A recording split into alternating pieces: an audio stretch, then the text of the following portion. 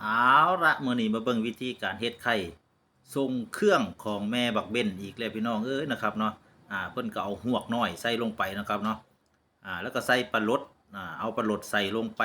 ในไข่นะนี่ไข่ทรงเครื่องของเพิ่นเด้พี่น้องนี่ปลารสก็บ่ได้ใส่ขี้ดอกขณะนั้นก็เอากระดาษทิชชู่มาลวกน้ำนะครับเทเกลี่ยใส่ลงไปนะครับอ่าแล้วก็เอามาหยังนี่เอามาห่อนะครับผมเพิ่นก็เอาไอ้ผ้ากระดาษทิชชู่มาห่อ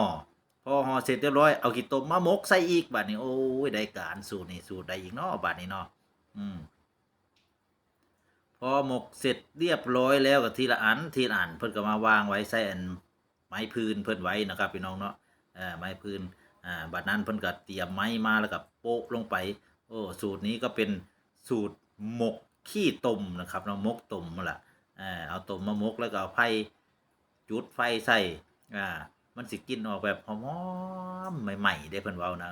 เบิ่งเอาพุ่นเบ้ยเบิ่งพุ่นฟ้าวหลายย้านบ่ได้กินพี่น้องเอ้ยพุ่นอืมจักว่าฮ้อนจักว่าหยังนี่ใส่เลยบ่ได้มีคำว่าฮ้อนโอ้ยซัดเอาๆพุ่นปานคนอึดอยากปากแห้งมาแต่ไสโอ้ยแม่บักเบนเอ้ย